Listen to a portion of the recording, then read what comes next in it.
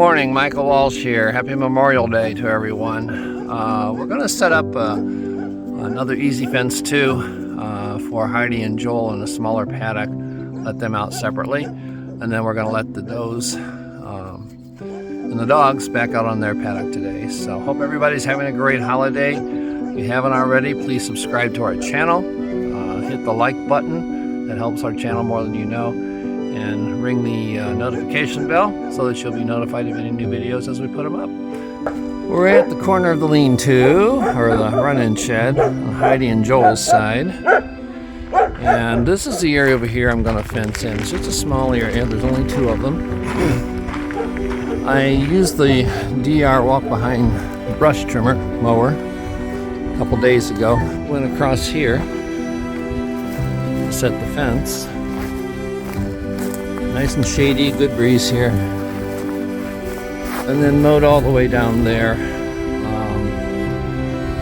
don't know, I'll have to trim those tree branches back, it looks like. And then that goes all the way down. The branches trimmed back in good order, so this path is opened up really well. And you can see the permanent fence down there at the end, that wooden post.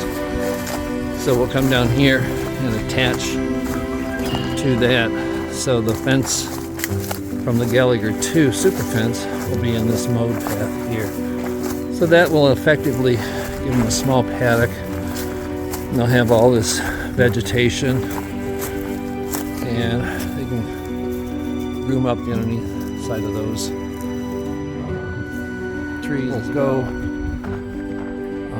just from the corner of the barn here, where the gate goes into the corner, and there's a wire panel out there. We'll zip tie it to that, and that'll secure it. And then we'll come straight out, and they can walk in this area here. I won't have to fence that. This is a fairly simple system.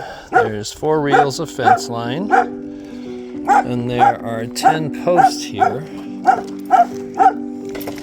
And these posts simply lift up and off. Comes out down here. Just pull it out. They lift off the bottom, and there, that's what you stick in the ground, and then you just string it out.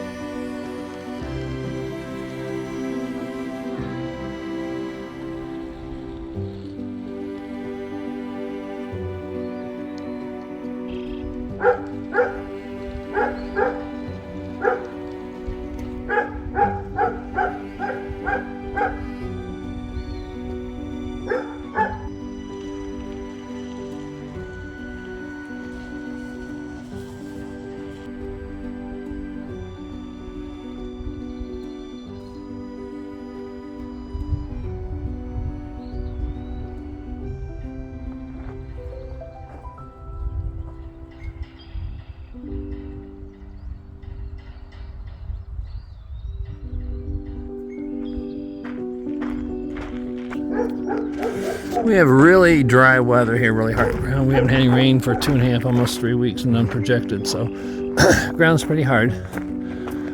But you can see there's step-in posts, and you just tension it. There's a corner post there through the trees, and it goes all the way down. And I have to connect it to the fence down there with a handle, so we'll do that now. If you saw the video yesterday, the fence wasn't working, and that's because I had attached it to this wire. The second wire from the top is not hot, it's just a neutral wire. So I've got it attached to the top wire. That's a plastic handle that you can actually unhook and hang on to, and it's not going to shock you. And then I've got it wired to the wire here, and that will energize the whole line. I'm just walking the line. It's a little low there, so what I do is I take a wire and just loop it and raise the wire a bit. I'll show you how I do that. I just take a length of metal wire. It's got a loop each end, very simple. See that? And I just put it down around the bottom one. Bring the top one. Still keeps it fairly high, but it'll keep it off the ground that way. And won't short out that way. Pardon the noise, Lily is doing her job. Next step is to plug in the charger, and then we go out and test the fence to make sure it's working. This is a fence tester. The little hook on top is for the positive, Chloe. You're going to get zapped. And then the little probe is for the ground, just like on the fencer. There's a positive and a negative. One's for the ground, one's for the positive. So we hang this. Yeah, she just figured out what electric fence is. It's the first she'd gotten zapped. So we know it's working. I don't need to test it, but we'll go ahead and do it anyway.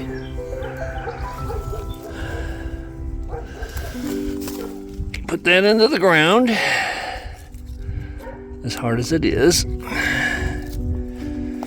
We desperately need some rain. There, it's in the ground.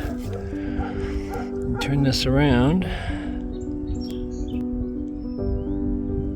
Should be lights flashing. Yeah, it's hard to see. But that's putting out 7 volts. It's very light. You have to take my word for it. And Chloe told us it was working too. So let's go let them out. You may or may not know, llamas start a defecation pile. They will start defecating, urinating in the same spot. And Heidi has started hers. It actually makes cleanup easier. But even out in a pasture or a larger field, they will the whole herd will go and use the same pile. So just kind of something a little bit unique about llamas. It'll just swing back. There's a board there so that the gate doesn't hit the fence. And didn't have to encourage them. They're going right out.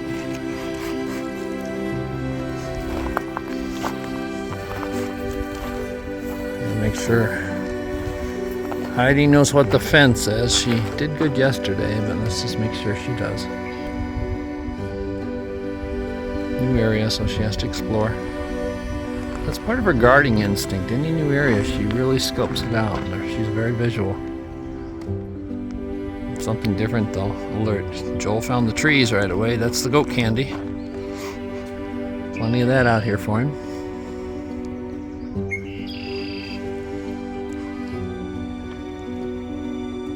Like to see that. They'll clean up these groves really well for us. They'll get it trimmed as high as they can reach. It'll all be trimmed up. She's reached the mowed area. So that's their clue to look for a fence. She found her spot. She's grazing. There's just a tiny bit of clover out here, so she likes that really well. So let's go let the girls out. Come on, girls. Come on, ladies. Come on. Come on. Come on.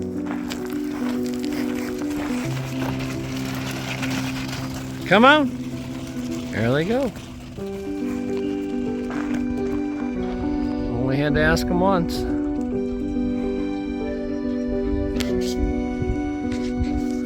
They usually respond to grain.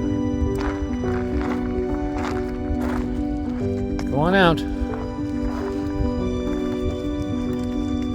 There they go. Only their second day out, they'll figure it out. Alright. Everybody's out and grazing. Dogs love it out. Especially Lily. She's much happier when she's out there. She's in her element. She was not socialized as a puppy to humans, so she's bonded to animals. Dogs and goats and sheep. So she'll bark at us. Now, the two pups, they were socialized well as puppies, and their initial response is to move away from us. But then if we just stop and kind of motion to them, they'll come up. They like their belly rubs and everything.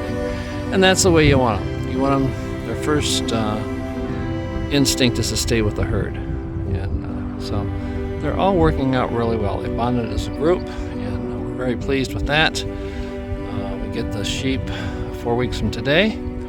So the sheep will have to bond with the goats or be introduced to the goats, and the dogs will have to bond with the sheep too.